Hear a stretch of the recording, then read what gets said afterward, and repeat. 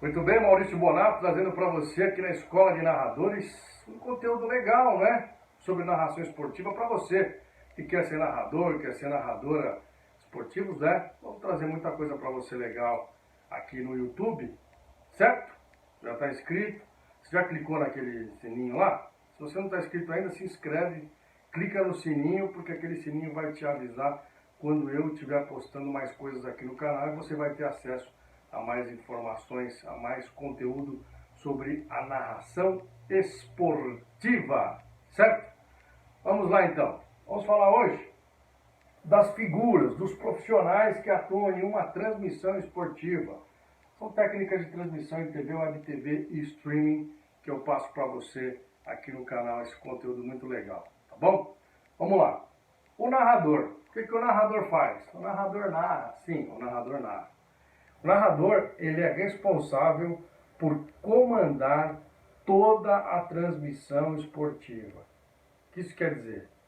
Tudo vai passar na mão do narrador, ou melhor, pela voz do narrador. Ele vai receber orientação do coordenador, ele vai receber orientação de um diretor, enfim.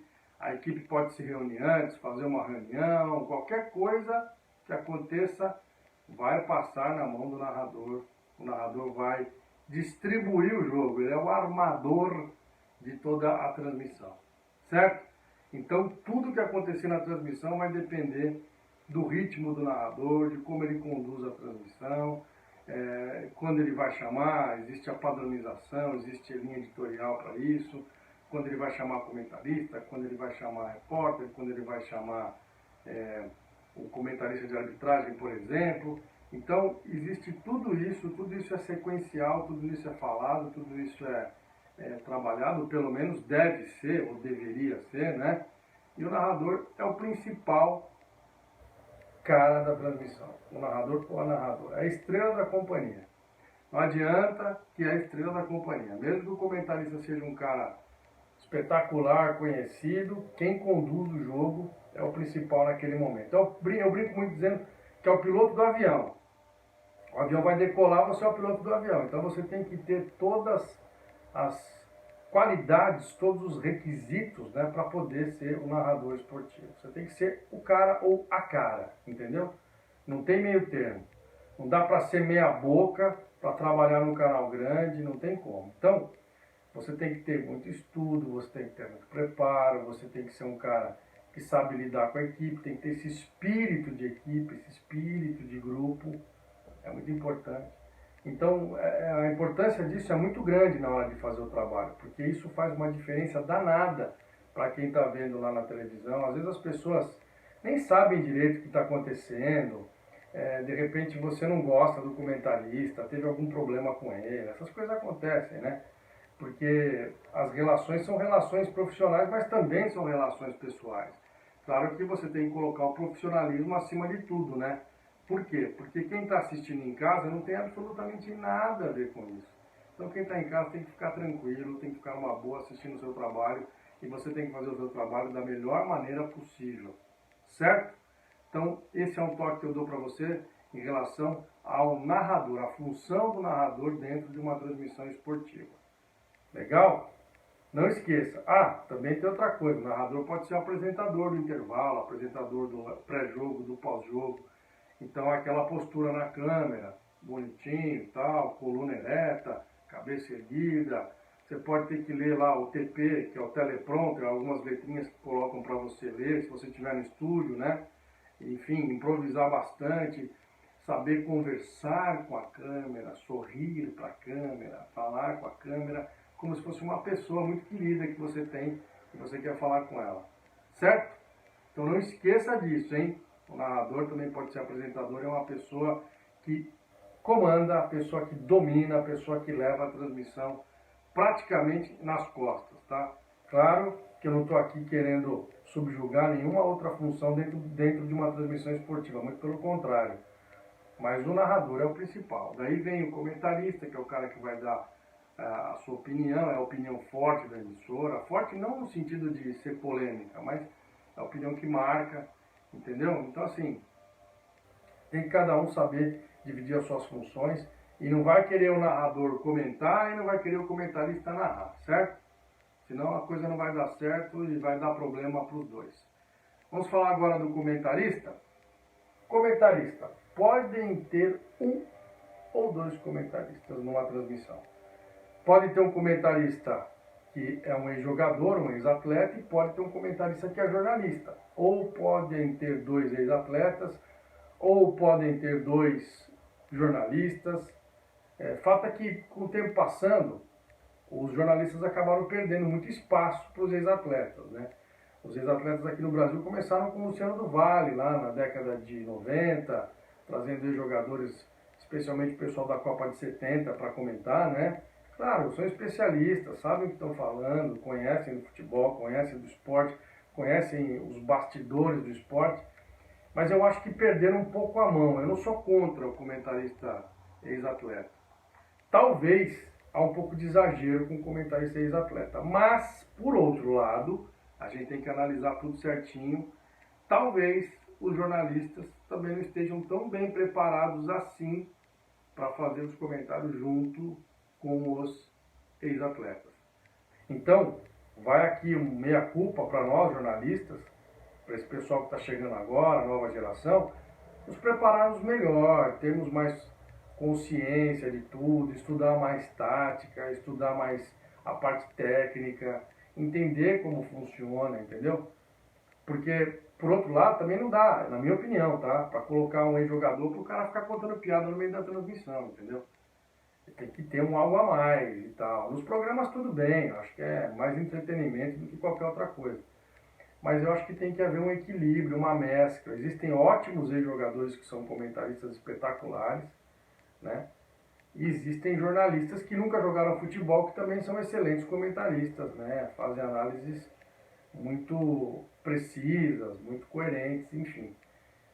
Eu acho que tem que ter uma mescla dos dois. Eu acho que não pode ser aquela coisa do só um ou só o outro, na minha modesta opinião.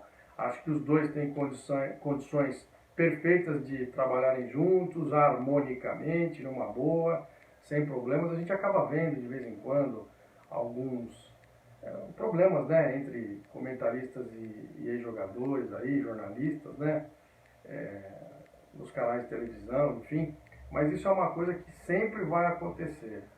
Voltando um pouquinho para o lado do narrador, só para completar essa relação do narrador com o comentarista, eu falei, né, que o narrador não pode comentar e o comentarista não pode narrar. Isso é óbvio, mas tem gente que não faz o óbvio. Mas o narrador, não é porque ele é narrador, ele tem também que deixar de fazer o trabalho dele de estudo, de conhecer as coisas, porque o comentarista conhece. Certo? Não é para você interferir no trabalho do comentarista. Você narrador, você narradora. Mas você tem que saber do que você está falando, você tem que estudar, você tem que estar bem preparado. Não vá para uma transmissão achando que o comentarista sabe tudo, porque se ele errar alguma coisa e falar alguma besteira, vai sobrar para você. Não vai sobrar para ele, vai sobrar para a dupla e você faz parte da dupla. Entendeu? Então tem que entender esse conceito de time toda vez que for trabalhar uma transmissão esportiva. Esse conceito de time é uma das coisas mais importantes que tem para você fazer uma transmissão em TV, web TV e também em streaming. Certo? Esse é o conceito básico. O conceito de time, o conceito de estudo. Todo mundo vai ter que estar bem estudado na transmissão, ninguém tem que carregar ninguém nas costas, é todo mundo no mesmo barco, todo mundo fazendo um trabalho muito legal, um trabalho excelente, da melhor maneira possível. Esse é o ponto que a gente tem que abordar nessa parte do conteúdo, tá? Pode parecer chato? Pode parecer chato, mas na hora que você estiver trabalhando, na hora que você estiver lá do lado do comentarista, você vai perceber como isso vai fazer uma diferença muito grande na sua vida, na sua carreira, em tudo que você estiver fazendo. Presta atenção no que eu estou falando, tá? E claro, como eu disse, o comentarista não pode, de forma alguma, querer narrar o jogo, querer falar mais que o narrador. O comentarista tem um momento certo para ele entrar, para ele fazer ali a análise dele, o comentário dele, não pode ser mais do que um minuto na televisão, por exemplo, porque senão vai virar bate-papo, vai ficar um negócio chato, vai ficar um negócio que a galera não vai curtir. Tá? E também não adianta o comentarista começar a querer descrever jogo, esse tipo de coisa, isso não é legal. Vamos falar agora do comentarista de arbitragem. Como é que é o comentarista de arbitragem? O comentarista de arbitragem é aquele cara que foi árbitro, certo? Então, por exemplo, para o comentarista jornalista, para o comentarista ex-atleta, para o narrador, não é legal você saber de arbitragem? Será que não é legal fazer um curso de arbitragem? A Federação Paulista dá curso de arbitragem por aí. Tem cursos de arbitragem também independentes da federação que você possa fazer. Conhecer as regras, esse tipo de coisa. Por quê? Porque isso é importante. Hoje, a figura do comentarista de arbitragem, ela está presente nas transmissões de uma maneira como nunca esteve. Mas de repente você está num jogo que não tem comentarista de arbitragem, e aí? Ah, achei que ia ter, mas nem estudei. Então isso é complicado. Esse é o grande problema da história toda. Que você tem que botar na sua cabeça e entender por que você tem que saber. Não é você saber para na hora que o comentarista de arbitragem falar alguma coisa, você retrucar ele e falar que ele está errado. Não é isso. Às vezes você pode fazer algum questionamento de alguma coisa que você não entendeu. Faz parte do jogo, faz parte do show. Agora, é importante que você saiba. Ele é o especialista e ele vai dar a opinião dele naquele momento. Ponto e acabou. Ninguém vai retrucar, ninguém vai querer saber se ele está sabendo o que ele está falando ou não. E hoje, com o auxílio do VAR, que antes não tinha, há pouco tempo que tem o VAR, né? O VAR começou na Copa, se eu não me engano, na Copa da Rússia.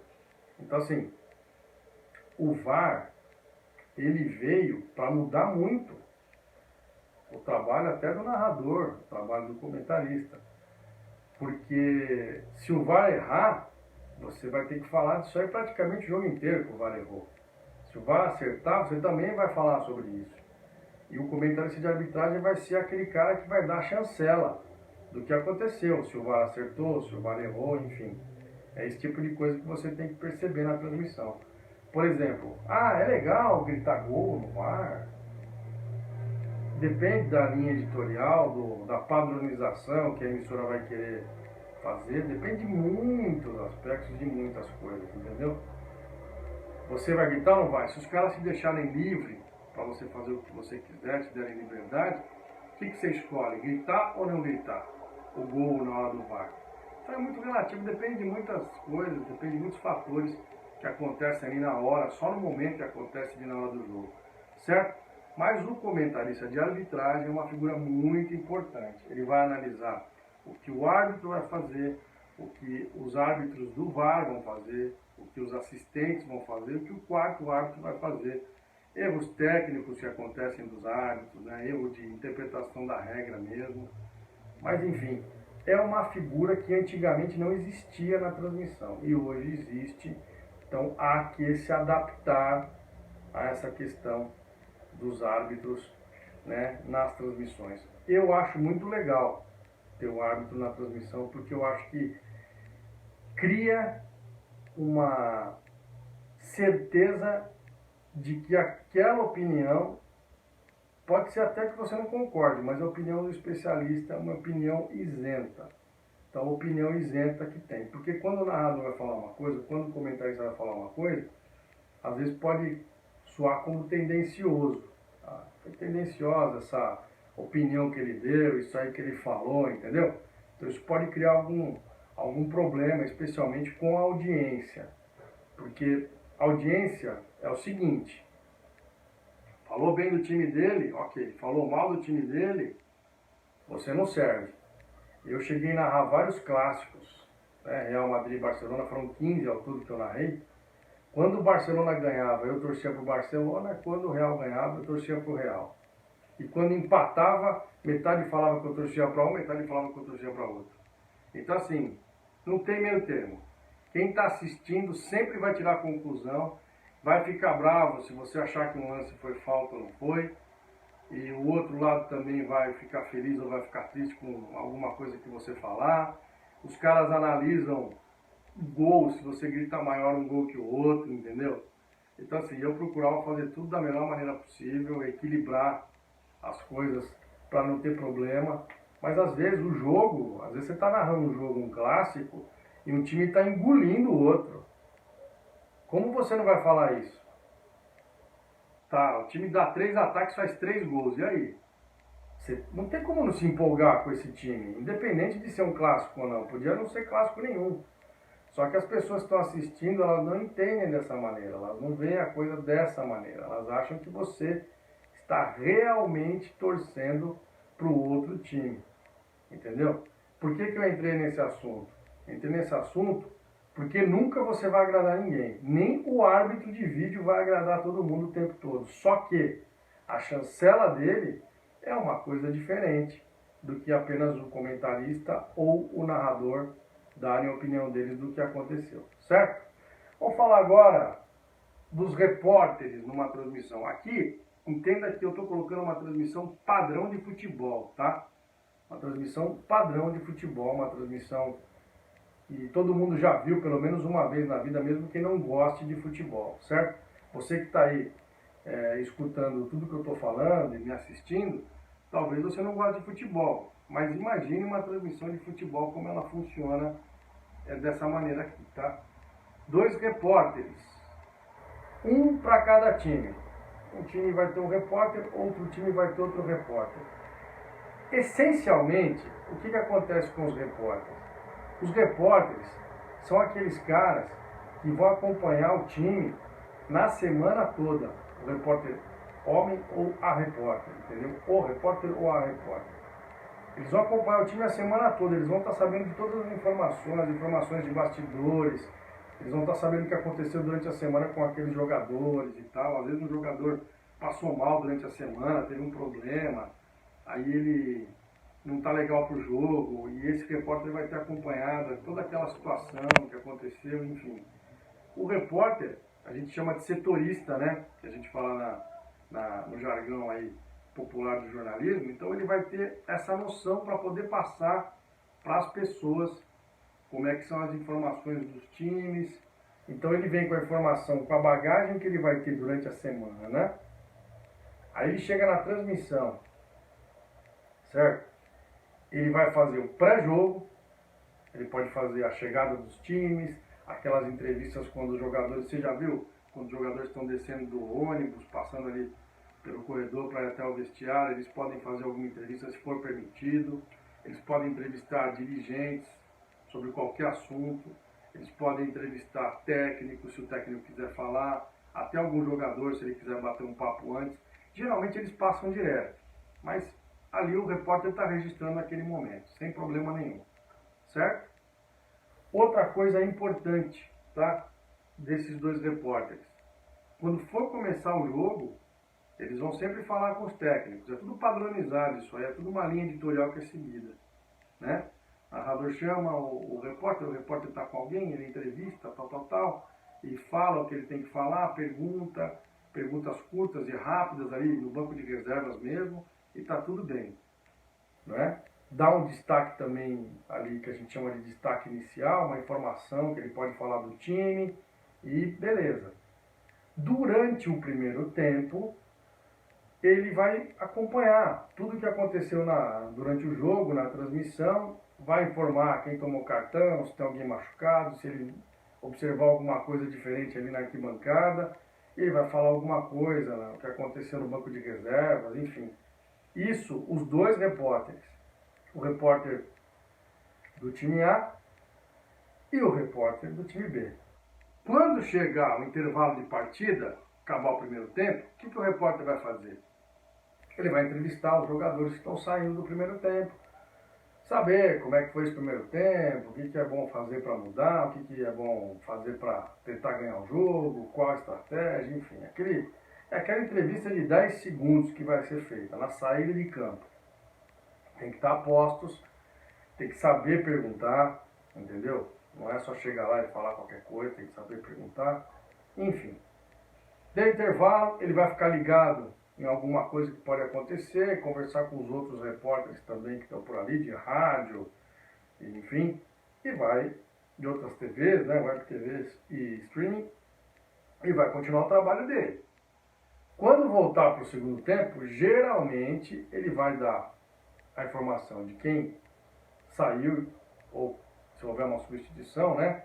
Se houver uma substituição, quem entrou, quem saiu. Ele pode falar também com algum jogador ou com o treinador na volta, ou falar com alguém que vai entrar, ele consegue pegar o jogador que vai entrar, ou quem vai sair e tal. Então essa é a função do repórter, ele tem que ficar ali ligado em tudo que está acontecendo do lado de fora do campo, do lado de fora do gramado.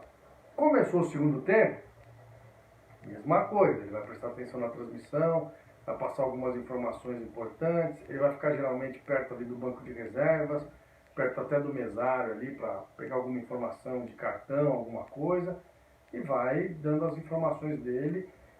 Aí precisa ver como é que é o padrão que está sendo feito da emissora na transmissão, né? Se ele chama o narrador, porque o narrador não vai saber se ele quer falar ou não. Então geralmente chama, fala o nome do narrador, o narrador, pois não, aí ele vai e fala o que ele tem que falar, a informação que ele tem que dar, e beleza. E é assim que funciona com os dois repórteres, as duas figuras que são importantíssimas. Acabando o jogo, certo? Ele vai falar 3 de acréscimo, não sei o que, 3 minutos a mais, aquela coisa toda. Acabando o jogo, ele vai fazer aquelas entrevistas, ou uma, ou duas, não sei, depende do tempo que tiver, da saída de campo dos jogadores. Então ele vai lá, faz a entrevista dele, bonitinho, cada um num time, perto do vestiário e tudo mais. E os estádios que tem a saída no meio, né, pro túnel, no meio do campo, cada um fica de um lado, ali no meio do campo, perto do banco, né, entrevista a saída dos jogadores e tal. Entrevista cada um naquela saída, bate um papinho com eles e joga pro narrador de novo. Talvez ele entre depois para dar um destaque final, enfim, mas com certeza ele vai ou para a entrevista coletiva ou para a zona mista. Né? Entrevista coletiva geralmente é o treinador, um dirigente e um jogador que foi destaque, ou o capitão, enfim, é escolhido. E na zona mista passa todo mundo. Você pode fazer entrevista ao vivo, você pode gravar, depende. Então quer dizer, o repórter, e depois ele faz um pós-jogo, né? Claro, essa parte é do pós-jogo. Pode fazer um pós-jogo, por exemplo, numa mesa redonda, num programa de debate. Ele está lá participando também, trazendo, né, as entrevistas, trazendo as sonoras, né, como a gente diz, as sonoras, as aspas dos jogadores, para todo mundo saber o que ele está falando sobre o jogo, o que aconteceu. Entendeu? Então, o repórter é o cara que talvez mais trabalhe, não é o que mais fala, mas talvez é o que mais trabalhe dentro de uma transmissão. Talvez não é o que mais fale o tempo todo, mas é o que vai falar bastante no antes e no depois do jogo, né? No pré e no pós-jogo. Enfim, é uma função muito legal. O cara toma chuva, às vezes toma choque no microfone, mas é uma função bem legal. O repórter é um cara que está mais próximo ali dos jogadores, mais próximo do clube, dos dirigentes, né, de presidentes, técnicos, enfim, é um cara que pode ter muita informação legal, pode fazer sempre um trabalho muito bem conceituado. Temos excelentes repórteres aí, e você que está vendo o curso, que está fazendo o curso para ser narrador, uma boa opção para começar também é ser repórter, né? Para depois galgar os seus passos para chegar a ser também um narrador esportivo. Tá? Tudo é uma porta de entrada, não esqueça disso. Tudo é uma porta de entrada. E agora vamos para a parte, né, que pouca gente sabe, e ninguém praticamente vê na transmissão, que são os coordenadores e produtores. Primeiro eu vou começar com os produtores. Os produtores são aqueles caras que vão fazer todo o material que você vai utilizar na transmissão. Mas faço aí uma ressalva. Prepare-se você também. Além de você pegar o material do produtor, tem o seu material. O produtor, geralmente são dois que fazem a produção ali. Vai pegar informação de jogador, informação de treinador, informação do campeonato, informação dos times, informação dos locais. Tudo que você vai fazer, tudo que você vai ter que fazer também. Pode ser que alguns mais caprichosos coloquem fotinhos dos jogadores para você bater o olho assim, já saber quem são, entendeu? E é um trabalho de suma importância e também é uma grande porta de entrada para quem quer trabalhar e ser narrador esportivo, trabalhar em televisão, web TV ou streaming. Eu comecei como estagiário, fui para assistente de produção, depois produtor, cheguei a ser coordenador uma época e depois acabei indo, fiz reportagem e acabei sendo narrador. Não comentei, não fiz comentário. Até poderia ter feito, mas não era o que eu queria fazer.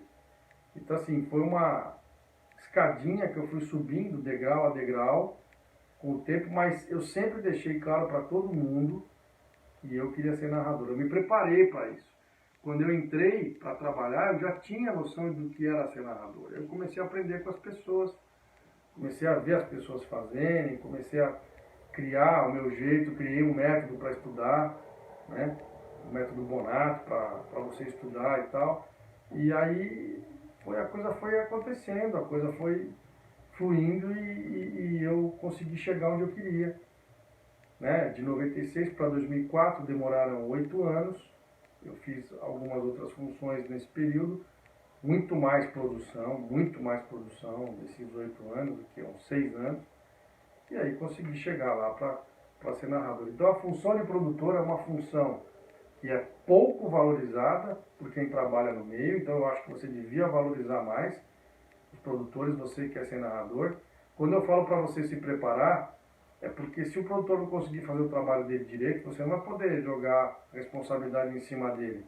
Você tem que fazer o seu também. Se o produtor tiver um trabalho redondinho, você sempre tem contato com ele, está tudo bem, ok. Usa o material dele, ele te manda até um dia antes, você estuda bastante e está tudo certo. Não tem problema nenhum. Mas quando eu digo para você se preparar, é para você não depender de ninguém, porque é melhor você não depender de ninguém. Cada vez que você depende de alguém, você pode ter algum problema, né? As coisas podem não dar certo, não acontecer da maneira que você acha que vai acontecer. Ok? Beleza? Vamos falar um pouquinho agora dos coordenadores. O coordenador, na hierarquia, ele está acima do produtor. Ele é o cara que também é produtor, por que não, mas coordena a transmissão. Ele vai falar tudo o que você tem que fazer na transmissão, acionar repórter, acionar comentarista. Então você vai falar o texto foguete, vai falar todas as deixas padrão que tem que ter, né? Que é justamente para poder pagar os comerciais dentro da transmissão. Ele vai falar para você a hora que você tem que entrar no ar, a hora que você tem que sair, o tempo que você tem para fazer tal coisa. Então assim, o coordenador é uma figura importantíssima. Ele vai falar no seu fone, no seu ponto, enfim. E ele é o cara que vai te dar todas as diretrizes para você fazer o jogo. Por exemplo, eu dei o exemplo lá do piloto de avião, que é o narrador. Ele é o controlador da torre, entendeu? Tem a torre de controle, ele é o controlador que está ali e vai falar para você se você pode pousar na pista A, na pista B, que hora você pode chegar na pista e fazer o seu pouso, enfim. Essa é a função do coordenador. Certo? Não esqueça disso, hein? É um cara muito importante, tenha uma boa relação com ele, converse sempre com ele antes das transmissões, peça para ele te ajudar, te passar tudo que você tem dúvida, ele te passa, como é que faz, como é que não faz, se vai ter um roteiro, se não vai ter um roteiro. Então tudo isso é conversado com o coordenador antes da transmissão.